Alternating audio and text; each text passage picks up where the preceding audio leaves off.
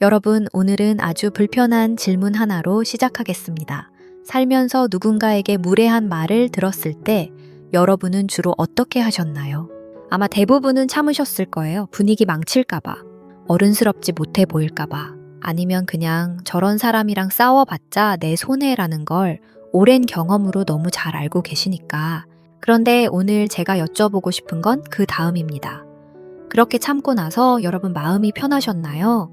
집에 돌아와서 그 말이 머릿속을 맴돌지는 않으셨나요? 며칠 뒤에도 문득 그 장면이 떠올라서 혼자 속이 쓰리지는 않으셨나요? 심지어 그 사람 꿈까지 꾸신 적은 없으셨나요? 참는 게 어른이라고 배웠는데, 참았는데, 그런데 왜 이렇게 속이 안 풀리는 걸까요? 오늘 심리학 놀자에서는 바로 이 질문을 정면으로 다루겠습니다. 무례한 사람을 어떻게 이기느냐가 아니에요. 왜 우리는 참고 또 참았는데도 자꾸 상처가 쌓이는가? 그 구조를 처음부터 끝까지 파헤쳐 보겠습니다. 먼저 솔직하게 하나 짚고 넘어가야 해요. 우리 40, 50, 60대는 유독 참는 데 익숙한 세대입니다. 이건 개인의 성격 문제가 아니에요. 우리가 자라온 문화 자체가 그렇게 설계되어 있었어요. 어릴 때부터 들어온 말들을 한번 떠올려 보세요. 참는 자에게 복이 온다. 어른 앞에서 나서지 마라. 싸워서 이겨봤자 내 품위만 깎인다. 이런 말들이 수십 년에 걸쳐 우리 안에 쌓였어요. 참는 것이 미덕이고 맞받아치는 것은 철없는 짓이라는 믿음이 너무 깊이 새겨진 겁니다. 그런데 심리학은 이 믿음에 대해 아주 불편한 사실 하나를 알려줍니다. 오스트리아의 심리학자 알프레드 아들러는 억압된 감정은 사라지지 않는다고 했어요. 표현되지 않은 감정은 몸속 어딘가에 고스란히 쌓입니다. 참는다는 건 감정이 해소되는 게 아니라 단지 저장되는 것이라는 뜻이에요. 그래서 오래 참아온 사람일수록 어느 날 갑자기 이유 없이 무너지거나 전혀 상관없는 사람에게 엉뚱하게 폭발하거나 아니면 몸이 먼저 신호를 보내기 시작합니다. 잠이 안 오고 소화가 안 되고 아무 이유 없이 눈물이 나는 것들이 다 그 신호입니다. 참는 게 어른이 아닐 수도 있어요. 참는 게 습관이 되어버린 것일 수 있어요. 여기서 이런 반론이 나올 수 있어요. 그래도 싸우는 것보다는 낫지 않냐고요. 맞습니다. 무턱대고 싸우는 건 답이 아니에요. 그런데 우리가 놓치고 있는 게 있어요. 참는 것과 싸우는 것, 이 두 가지 사이에 사실 세 번째 선택지가 있다는 겁니다. 그리고 대부분의 사람들은 이 세 번째 선택지의 존재 자체를 모릅니다. 그게 무엇인지는 조금 뒤에 말씀드릴게요. 먼저 우리가 가장 많이 상처받는 상황을 짚어봐야 합니다.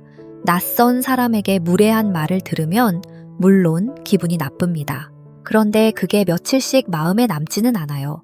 진짜 오래 깊이 남는 상처는 대부분 끊을 수 없는 관계에서 옵니다. 20년 지기 친구, 매달 명절에 봐야 하는 시누이, 매일 마주쳐야 하는 직장 동료, 심지어는 내 자녀. 이런 관계에서 상처를 받으면 선택지 자체가 달라져요. 모르는 사람에게는 그냥 안 보면 그만입니다. 그런데 이 사람들은 피할 수가 없어요. 그래서 더 아픈 거예요. 상처를 받고도 다음 주에 또 웃으며 밥을 먹어야 하는 그 상황 자체가 가장 큰 고통입니다. 50대 초반의 박 여사님 이야기를 해볼게요. 남편과 함께 작은 사업을 꾸려가고 있는 분입니다. 20년 넘게 알고 지낸 절친한 친구가 있는데 이 친구가 유독 박 여사님 앞에서 자기 집 자랑을 늘어놓는 버릇이 있어요. 남편 연봉 이야기, 자녀 스펙 이야기, 최근엔 해외여행 이야기까지. 그러면서 꼭 끝에 이런 말을 덧붙입니다. 너는 사업한다고 얼마나 힘드니 참 고생이 많다. 박 여사님은 그때마다 아이고 뭐 그럭저럭 살지 하며 웃어넘겼습니다. 친구 사이에 뭘 그런 걸 갖고 따지냐 싶기도 하고 괜히 한마디 했다가 분위기 어색해질까봐 그냥 넘어간 거예요. 그런데 집에 돌아오는 길마다 이상하게 마음이 무거웠습니다. 뭔가 잔뜩 빼앗긴 것 같은 느낌. 친구를 만나고 왔는데 왜 이렇게 허탈하지? 그러다 어느 날 문득 알아챘어요. 나는 저 친구를 만날 때마다 작아지고 있구나. 이게 바로 심리학에서 말하는 관계적 소진입니다.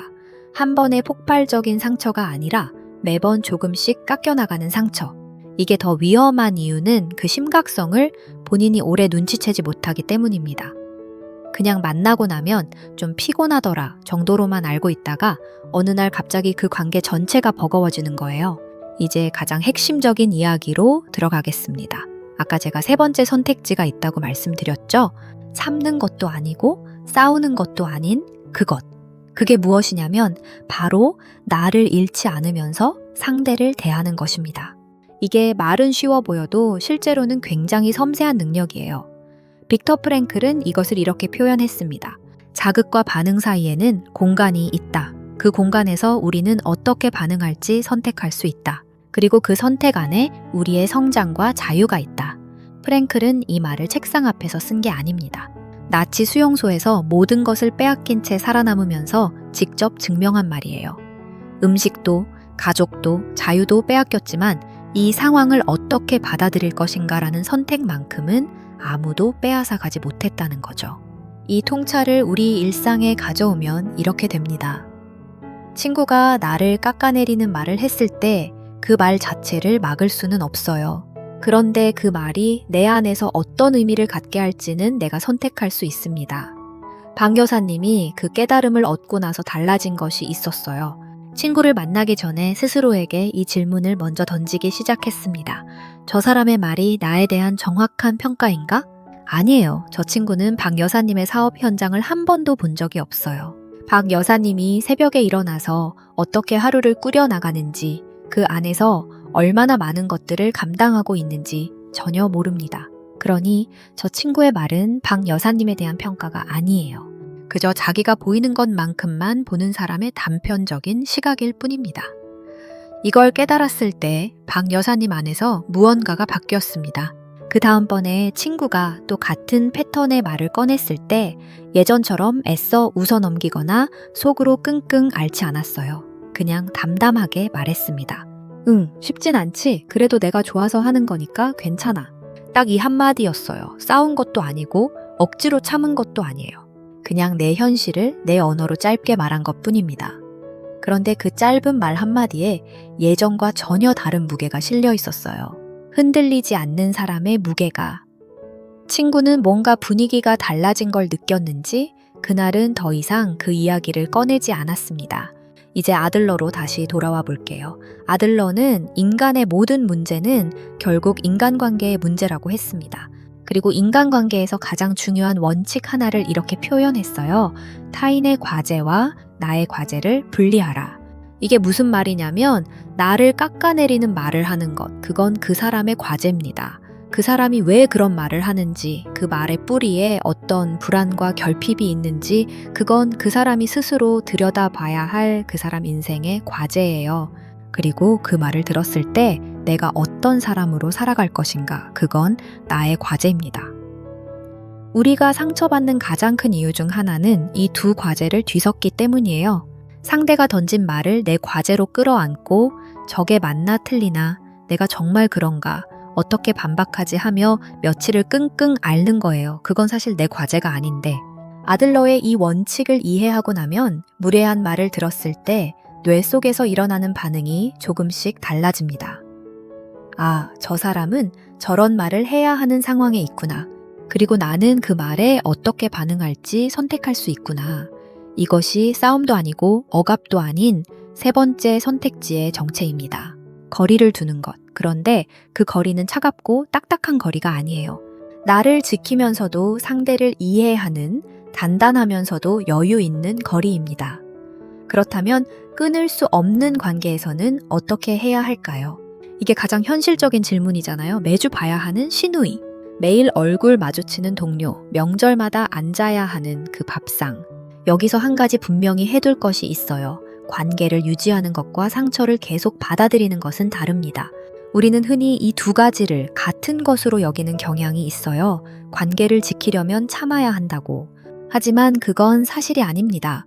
관계는 유지하면서도 내가 상처받는 패턴만큼은 조용히, 그러나 분명하게 바꿀 수 있습니다.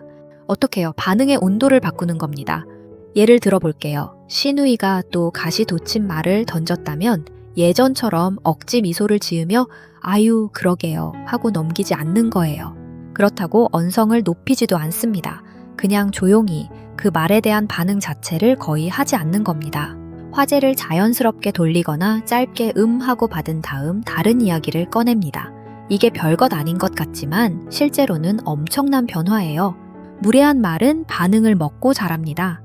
내가 움찔하거나 당황하거나 반박하는 그 반응이 있어야 상대도 만족감을 느끼고 같은 패턴을 반복하거든요. 반응이 없어지면 그 패턴 자체가 서서히 힘을 잃습니다. 관계는 유지하면서 상처의 구조만 바꾸는 거예요. 오늘 이야기를 하나로 정리해 보겠습니다. 우리 세대는 평생 참는 것이 어른이라고 배워왔어요. 그리고 실제로 수십 년을 그렇게 살아오셨을 거예요. 그런데 오늘 심리학이 우리에게 알려주는 건 그 참음 안에 사실 두 가지가 섞여 있었다는 겁니다. 하나는 진짜 여유에서 나오는 참음이에요. 저 말은 내 과제가 아니니까, 내가 반응하지 않아도 된다는 선택에서 오는 참음. 이건 나를 소진시키지 않습니다. 또 하나는 두려움에서 나오는 참음이에요. 분위기 망칠까봐, 내 품위가 깎일까봐, 저 사람이 나를 싫어할까봐 하는 두려움에서 오는 참음. 이건 쌓일수록 나를 갉아먹습니다. 평생 해온 그 참음이 어느 쪽이었는지 오늘 밤 혼자 조용히 한번 들여다보세요. 그 질문 하나가 여러분, 인간관계의 많은 것을 바꾸는 시작점이 될 수 있습니다. 싸우지 않아도 됩니다. 그렇다고 계속 소진될 필요도 없어요. 나를 잃지 않으면서 상대를 대하는 그 단단한 거리, 그게 수십 년을 버텨온 우리 세대가 지금 이 나이에 비로소 가질 수 있는 진짜 어른의 내공입니다. 오늘 이야기가 여러분 마음속 어딘가를 건드렸기를 바랍니다.